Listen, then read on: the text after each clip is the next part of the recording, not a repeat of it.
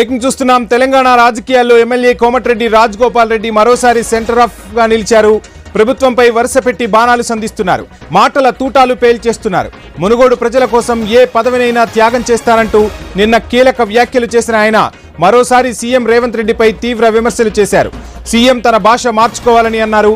ప్రతిపక్షాలను తిట్టడం మానేసి ప్రభుత్వం ఏం చేస్తుందో చెప్పాలని డిమాండ్ చేశారు. 20 మంది సీమాంధ్ర కాంట్రాక్టర్లు తెలంగాణను దోచుకుంటున్నారని ఆరోపించారు. తనకు మంత్రి పదవి విషయంలో హైకమాండ్ ప్రామిస్ చేసిందని అన్నారు. ఇంకా 3.5 ఏళ్లు రేవంత్ రెడ్డే ముఖ్యమంత్రి అని, ఆ తర్వాత ఎవరు అనేది అప్పుడు చూద్దామన్నారు. అందరం కలిస్తేనే కాంగ్రెస్ అధికారంలోకి వచ్చిందని రాజగోపాల్ రెడ్డి చెప్పారు.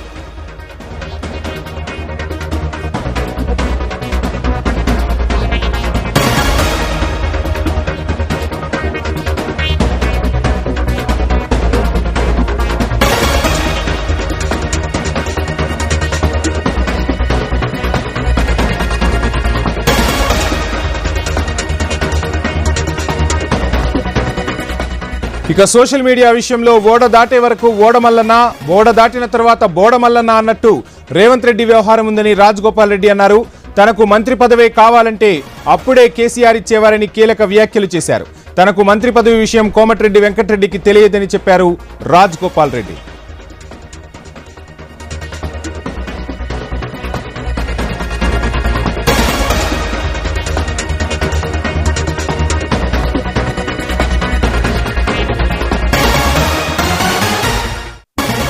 కోమటిరెడ్డి రాజగోపాల్ రెడ్డి సంచలన వ్యాఖ్యలు చేస్తూ ఉన్నారు.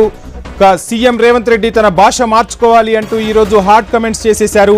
ప్రభుత్వం ఏం చేస్తుందో చెప్పాలంటూ ప్రశ్నించారు రాజగోపాల్ రెడ్డి. నాకు మంత్రి పదవి విషయంలో హైకమాండ్ ప్రామిస్ చేసిందంటూ చెప్పుకొచ్చారు. ఇంకా 3.5 ఏళ్లే రేవంత్ రెడ్డి ముఖ్యమంత్రి అంటూ రాజగోపాల్ రెడ్డి కీలక వ్యాఖ్యలు చేశారు. రాజగోపాల్ రెడ్డి ఏమన్నారో ఇప్పుడు మనం విందాం. తెలంగాణ ప్రజల ఆకాంక్ష మేరకు ఈ ప్రజాస్వామ్య పాలన కావాలి, ఇక్కడ రాచరిక పాలన, కుటుంబ పాలన, అవినీతి పాలన జరుగుతుంది అంటే మేమందరం కూడా బీజేపీ పార్టీలో మాకు మంచి గౌరవం ఉన్నా సరే కాంగ్రెస్ పార్టీకి మళ్లీ వచ్చి అందరం కలిసికట్టుగా డిజిటల్ మీడియా సోదరుల పాత్ర కూడా ఉంది దాంట్లో. అందరం కలిసి ఈరోజు ప్రభుత్వాన్ని ఏర్పాటు చేసుకున్నాం. ఇటువంటి తరుణంలో ఒక ముఖ్యమంత్రి హోదాలో ఉన్న వ్యక్తి వాళ్ళని ఉద్దేశించి చులకనగా, అవమానకరంగా మాట్లాడితే బాధ అనిపించి ఇది మంచి పద్ధతి కాదు అని చెప్పేసి నేను ట్వీట్ చేయడం జరిగింది. వీళ్ళకి మద్దతుగా నా మద్దతు ఎప్పుడు కొనసాగుతుంది. నిర్భయంగా ప్రజల పక్షాన నిలబడే డిజిటల్ మీడియా సోదరులందరికీ కూడా నేను మళ్ళీ మాటిస్తున్నా.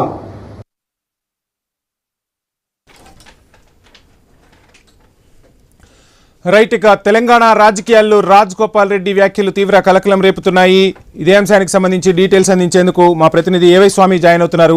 స్వామి, మొత్తంగా రేవంత్ రెడ్డి మంత్రివర్గము అదేవిధంగా కాంగ్రెస్లోని కీలక నేతలందరూ ఢిల్లీ బాట పట్టి బీసీ రిజర్వేషన్ల కోసం పోరాడుతుంటే ఈ తరుణంలో రాజగోపాల్ రెడ్డి చేస్తున్న వ్యాఖ్యలు తెలంగాణ పొలిటికల్ సర్కిల్స్లో హాట్ టాపిక్ అవుతున్నాయి. ఎలా చూడాలంటారు ఈ వ్యాఖ్యలను? ఇక డైరెక్ట్గా సీఎం రేవంత్ రెడ్డి భాష మార్చుకోవాలి అంటూ కూడా హాట్ కమెంట్స్ చేసేశారు రాజగోపాల్ రెడ్డి. తాడో పేడో తేల్చుకునేందుకు సిద్ధమయ్యారా? ఎలా చూడాలంటారు? వంశీ, ఇటు కోమటిరెడ్డి రాజగోపాల్ రెడ్డి తనకు బీజేపీ నుంచి కాంగ్రెస్ లోకి మళ్ళీ వచ్చినప్పుడు కాంగ్రెస్ పార్టీ అధిష్టానం తనకు మంత్రి పదవి ఇస్తానన్నది. భువనగిరి ఎంపీ గెలిపిస్తే తమకు మంత్రి పదవిని డెలివరీ చేస్తానని చెప్పేసి ఆ పార్టీ పెద్దలు హామీ ఇచ్చారు. హామీ నిలబెట్టుకోలేదు. మరోవైపు రాష్ట్రంలో ముఖ్యమంత్రి చాలా మంది, దాదాపు 20-25 మంది కాంగ్రెస్ ఇతర పార్టీల నుంచి నేతలంతా కూడా కలిసి అధికారంలో రావడానికి కారణమైన గత ముఖ్యమంత్రి కేసీఆర్ వ్యవహార శైలి కారణంగా జనము విసిగి మనకు ఓట్లేసి గెలిపించారు. వారికి అంతా ఒబీడియంట్ గా ఉండాల్సిపోయింది. ముఖ్యమంత్రి అహంభావంతో మాట్లాడుతున్నారు. ఒకవైపు సోషల్ మీడియా పైన నోరు పారేసుకుంటున్నారు. ఒకవైపు పలువురు సీమాంధ్ర కాంట్రాక్టర్లకు తెలంగాణను దోచిపెడుతున్నారు. గత ప్రభుత్వంలోనే సీమాంధ్రకు కేసీఆర్ దోచిపెడుతున్నారని చెప్పేసి ఏదైతే మనం పదే ప్రజలకు చెప్పి ప్రచారం చేసి అధికారంలోకి వచ్చామో, మళ్ళీ ఇప్పుడు రేవంత్ రెడ్డి దగ్గర కూడా అదే సీమాంధ్ర కాంట్రాక్టర్లకే తెలంగాణ సంపదలు, ఆస్తిని, భూముల్ని దూచిపెడుతున్నారని చెప్పేసి కూడా ఆరోపించారు. అందరితో ఆగకుండా ఈ ముఖ్యమంత్రి 10 ఏళ్లు ఉంటానని ఎలా చెప్తారు? ఇది జాతీయ పార్టీ, ఈ ముఖ్యమంత్రి ఉండేది మరొక 3 సంవత్సరాలు మాత్రమే అని చెప్పేసి కూడా మాట్లాడినటువంటి కోమటిరెడ్డి రాజగోపాల్ రెడ్డి తనకు పదవి ముఖ్యం కాదు, తెలంగాణ ప్రజల విషయంలో తాను కమిట్మెంట్ తో ఉంటాను, తనకు మంత్రి పదవి విషయం, హామీ ఇచ్చిన విషయం తన సోదరుడు కోమటిరెడ్డి వెంకటరెడ్డికి తెలియదని చెప్పేసి కూడా మాట్లాడినటువంటి ఒకవైపు రాజగోపాల్ రెడ్డి ఏఐసీసీ అధిష్టానంలో తనకు హామీ ఇచ్చింది, అధికారం కోల్పోయిన ఫ్రస్ట్రేషన్ లో ఒకవైపు బీఆర్ఎస్ పార్టీ పైన కూడా ఆయన ఎదురుదాడి చేశారు. గత ప్రభుత్వంలో తాను అనుకుంటే కేసీఆర్ తనను మంత్రి చేసేవాడు, తాను కేసీఆర్ విధానాలను వ్యతిరేకించే తాను బీజేపీలోకి వెళ్ళి పోటీ చేశాను, ప్రతి ఒక్కరిని కూడా మునుగోడుకు రప్పించాను, 3 సార్లు నేను ఏ పార్టీ నుంచి పోటీ చేసినా అవతల పార్టీకి డిపాజిట్లు గల్లంత అయ్యాయి, ఇప్పుడు కూడా తను ప్రజల వెంటే ఉన్నాను, అసెంబ్లీకి రాని కేసీఆర్ తన ప్రధాన ప్రతిపక్ష హోదా పదవికి రాజీనామా చేయాలి, ఒకవైపు రేవంత్ రెడ్డి తన పరిపాలన ఒకవైపు విషయంలో ఒకవైపు కీలకమైన శాఖలు తన వద్దనే పెట్టుకొని పరిపాలన విషయంలో అధికార యంత్రాంగం కావచ్చు మిగతా నియంత్రణ కోల్పోయి ఉన్నారు. ఈ విషయంలో కేవలం కమిషన్ల పేరుతోని కాలయాపన చేస్తారు, కమిషన్లు వేయడం కాదు, బాధ్యులపైన చర్యలు తీసుకోవాలి, కాళేశ్వరం లాంటి ప్రాంతంలో అవినీతి జరిగిందని పదే అంటున్నారు కదా, ఆ బాధ్యులపైన ఎందుకు చర్యలు తీసుకోవట్లేదు, వాళ్ళని ఎందుకు అరెస్టులు చేయట్లేదని చెప్పేసి కూడా కోమటిరెడ్డి రాజగోపాల్ రెడ్డి ఒకవైపు ముఖ్యమంత్రి రేవంత్ రెడ్డికి ప్రశ్నించారు. ఒకవైపు దీంతో కోమటిరెడ్డి రాజగోపాల్ రెడ్డి రాజకీయంగా తన విషయాన్ని స్పష్టం చేయదలుచుకున్నట్టుగా కూడా మనకు బయటకి అర్థమవుతుంది. కాంగ్రెస్ హైకమాండ్ తనకు హామీ ఇచ్చింది, హామీ నిలబెట్టుకోవాలి, దానికి అనుగుణంగా నేను మాట్లాడుతున్నాను తప్ప నాకు పదవి మీద రావాలని, కేవలం మునుగోడు ప్రజల సేవ చేయడం కోసం నేను వచ్చాను. కాంగ్రెస్ పార్టీలో ఉన్నటువంటి చాలా ఉద్దండులైనటువంటి మంత్రులు కూడా ఎవరు కూడా ముఖ్యమంత్రికి బాధాలు కొడుతున్నారు, ముఖ్యమంత్రిని పొగడుతున్నారు తప్ప అసలు విషయం చెప్పట్లేదు. కడుపులో ఖర్చులు పెట్టుకొని సీఎం రేవంత్ రెడ్డిని కావలించుకుంటున్నారని కూడా కోమటిరెడ్డి రాజగోపాల్ రెడ్డి ఒకవైపు మాట్లాడుతున్నటువంటి పరిస్థితి కనబడుతుంది. మొత్తానికైతే ఈ విషయంలో తన సోదరుడు కోమటిరెడ్డి వెంకటరెడ్డికి తన హైకమాండ్ ఇచ్చినటువంటి విషయం తెలియదు, అందుకే ఆయన మాట్లాడబోతున్నాడు. ఆయన ముఖ్యమంత్రి స్థాయికి పోటీ పడ్డటువంటి వ్యక్తి, ఆయన కూడా రేవంత్ రెడ్డిని పొగుడుతుంటే తనకు నవ్వొస్తుంది. కోమటిరెడ్డి వెంకటరెడ్డి గారు రాజగోపాల్ రెడ్డి గారు ఎవరి కుటుంబాలు వాళ్ళే, ఎవరి పదవులు వాళ్ళే.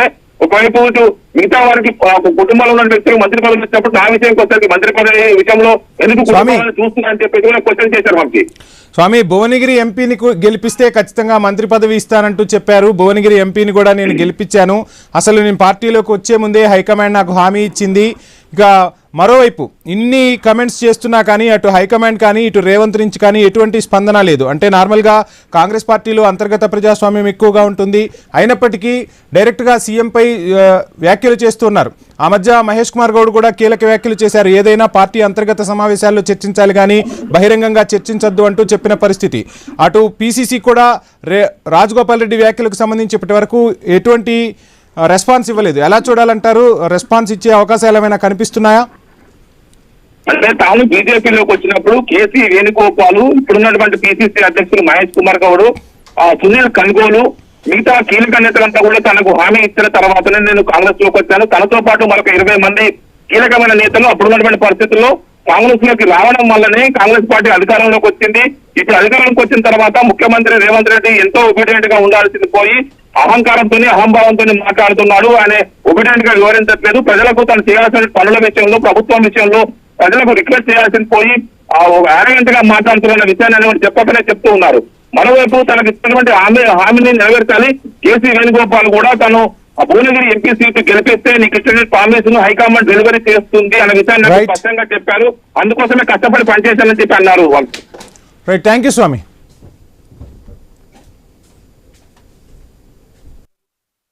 కొంతమంది వ్యక్తులు మంత్రి పదవి రాలేదని అందుకనే మాట్లాడుతున్నారని చెప్పేసి అంటున్నారు. వాళ్ళందరికీ నాది ఒక్కటే సమాధానం, మంత్రి పదవి ఇప్పుడు కాదు. నేను టీఆర్ఎస్ లో పోతానంటే కేసీఆర్ ఎప్పుడో మంత్రి పదవి ఇచ్చేవాడు. పదవుల కోసం పాకులాడే వ్యక్తిని అయితే నా ఎమ్మెల్యే పదవికే రాజీనామా చేసి ఆనాడు కేసీఆర్ ప్రభుత్వాన్ని మునుగోడు ప్రజల కాళ్ళ దగ్గర తీసుకొచ్చిన పదవికి రాజీనామా చేసి అటువంటి వ్యక్తిని నేను. మళ్ళీ నాకు పదవి కావాలంటే బీజేపీ నుంచి ఎంపీగా గెలిచిండేవాడిని, ఎమ్మెల్యేగా గెలిచిండేవాడిని. కానీ ప్రజలు కోరుకుంటున్నారు కాంగ్రెస్ పార్టీ ద్వారానైతే మనం టీఆర్ఎస్ని ఓడించవచ్చు అంటే ఒక అడుగు వెనకకేసి ప్రజల కోసం అని చెప్పి కన్నతల్లి లాంటి కాంగ్రెస్ పార్టీ నాయకులు అధిష్టానం హామీ మేరకు నేను మళ్ళీ కాంగ్రెస్ పార్టీకి వచ్చి పోరాటం చేస్తున్నా. ఓడ దాటే వరకు ఓడమల్లయ్య, ఓడ దాటినాక గోడమల్లయ్య. డిజిటల్ మీడియా విషయంలో కూడా రేవంత్ రెడ్డి గారు మాట్లాడిన మాటలు వింటే నాకు అదే సామెత గుర్తొస్తుంది. కానీ ముఖ్యమంత్రి రేవంత్ రెడ్డి గారికి కూడా నా సూచన ఏంటంటే, నేను కాంగ్రెస్ పార్టీ ఎమ్మెల్యేగా మీ భాష మార్చుకొని, మీ హవభావాలు మార్చుకొని, తక్కువ మాట్లాడి మంత్రివర్గంలో ఇంకా చాలా అందరికి మాట్లాడే అవకాశం ఇచ్చి మేధావులతో డిస్కస్ చేసి రాబోయే రోజుల్లో ఒక ఏమంటారో ఒక మంచి ప్రశాంతమైన వాతావరణంలో, అంటే ఒక దాన్ని ఏమంటారంటే ఒక కూల్ మైండ్ తోటి, ఆవేశం అక్కర్లేదు. ఇంకా 3.5 ఏళ్ళ గవర్నమెంట్ ఉంది, ముఖ్యమంత్రి మీరే ఉంటారు. ఆ తర్వాత ఎవరుంటారు అనేది అప్పుడు చూద్దాం. తర్వాత ఎలక్షన్స్ అయిన తర్వాత కాంగ్రెస్ పార్టీ హైకమాండ్ ప్రజలు తీర్పిచ్చిన దాన్ని బట్టి నిర్ణయం చేద్దాం. అప్పటి వరకు మీరే ఉంటారు. అప్పటిదాకా ఆవేశపడకుండా, గంటలు మాట్లాడకుండా, ఆ గంటలు అనే స్పీచ్లు తక్కువ చేసి పని మీద ఎక్కువ శ్రద్ధ చూపిస్తే